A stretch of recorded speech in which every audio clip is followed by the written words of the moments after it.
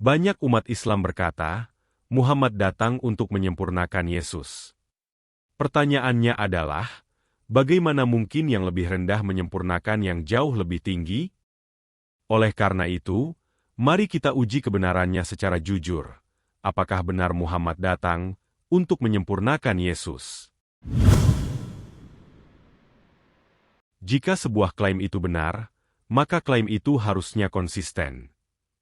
Jika Islam mengatakan Muhammad adalah penyempurna Yesus, maka pernyataan itu harus selaras dengan fakta hidup mereka, natur mereka, kuasa mereka, dan hubungan mereka dengan Allah. Sebab penyempurnaan hanya mungkin dilakukan oleh pribadi yang lebih tinggi, bukan yang lebih rendah. Karena itu, saya akan memberikan 14 pertanyaan penting, agar umat Islam dapat berpikir logika yang sehat. Sebelum kita mulai, mari kita letakkan satu logika dasar yang sederhana.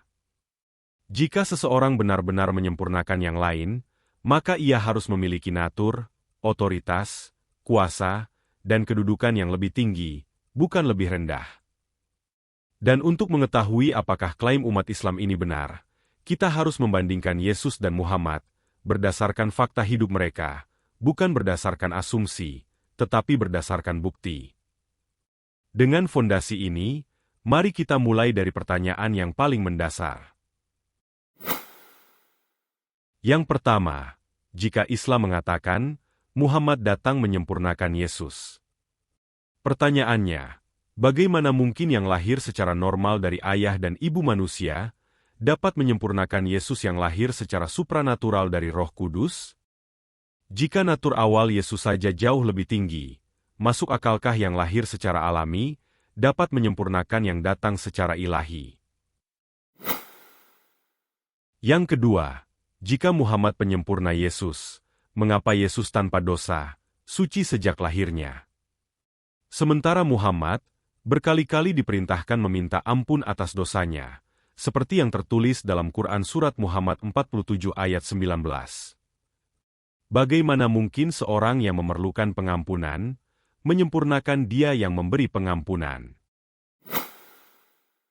Yang ketiga, jika Muhammad menyempurnakan Yesus, mengapa Yesus melakukan banyak mujizat, tetapi Muhammad tidak memiliki tanda mujizat untuk membuktikan kerasulannya? Bagaimana mungkin yang tanpa kuasa, menyempurnakan Dia yang penuh kuasa? Yang keempat, jika benar Muhammad menyempurnakan Yesus, pertanyaannya, apakah logis Muhammad dianggap menyempurnakan Yesus, padahal Muhammad sendiri tidak pernah melihat Allah? Bagaimana mungkin ia menyempurnakan Yesus yang berbicara langsung dengan Bapa? Bukankah hubungan langsung dengan Allah justru menunjukkan otoritas Yesus jauh lebih tinggi? Yang kelima, jika Muhammad penyempurna Yesus, mengapa Yesus mengajarkan kasih, pengampunan, dan memberi pipi kiri, sementara Muhammad memimpin perang dan penaklukan? Apakah perang dapat menyempurnakan kasih, dan bagaimana mungkin kekerasan dianggap lebih tinggi dari kedamaian? Yang keenam, jika umat Islam mengatakan, Muhammad menyempurnakan Yesus, pertanyaannya, apakah mungkin yang mati dan tetap dikubur menyempurnakan Yesus yang mengalahkan kematian dan yang naik ke sorga? Apakah logis, orang yang ditaklukkan oleh kematian lebih tinggi dari Dia yang mengalahkan kematian? Yang ketujuh, jika Muhammad penyempurna Yesus, mengapa Yesus datang menggenapi Taurat, tetapi Muhammad justru menghapus Taurat dan Injil, serta menggantinya dengan syariah? Pertanyaannya, bagaimana mungkin seseorang menyempurnakan sesuatu yang justru ia tolak? Yang kedelapan, jika Islam menyebut Muhammad menyempurnakan Yesus, pertanyaannya, apakah masuk akal seorang rasul menyempurnakan Yesus, yang disebut sebagai firman Allah, yang diakui dalam Alkitab, maupun dalam Al-Quran? Jika Yesus adalah firman, sumber segala wahyu, mungkinkah penerima wahyu melampaui sumber wahyu itu sendiri? Yang kesembilan, jika benar Muhammad penyempurna Yesus, Mengapa Muhammad meminta umatnya bersholawat untuk dirinya, sementara Yesus memberi hidup kekal kepada pengikutnya, tanpa meminta doa bagi dirinya sendiri? Bukankah yang membutuhkan doa lebih rendah daripada dia yang mendengar doa? Yang ke-10. Jika Muhammad penyempurna Yesus. Mengapa Yesus memiliki otoritas mengampuni dosa, sementara Muhammad memohon pengampunan? Pertanyaannya, mana yang lebih tinggi, yang memberi pengampunan, atau yang menunggu diampuni? Yang ke-11. Jika Muhammad benar penyempurna Yesus, mengapa ajarannya justru menolak keilahian Yesus, sementara para murid yang hidup bersamanya mengakui, menyembahnya, dan memberitakan Yesus sebagai Tuhan, firman Allah, dan Mesias penyelamat? Bagaimana mungkin ajaran yang datang 6 abad kemudian dianggap menyempurnakan? Sementara kesaksian langsung para saksi mata, yakni 12 Rasul Yesus ditolak. Yang ke-12. Jika Muhammad penyempurna Yesus, mengapa Yesus disebut Immanuel, yang artinya Allah beserta kita? Sedangkan Muhammad, tidak ada satupun ayat yang menyebutkan bahwa Allah hadir dalam dirinya. Jika Yesus adalah kehadiran Allah, mungkinkah yang bukan manifestasi Allah menyempurnakan dia? Yang ke-14.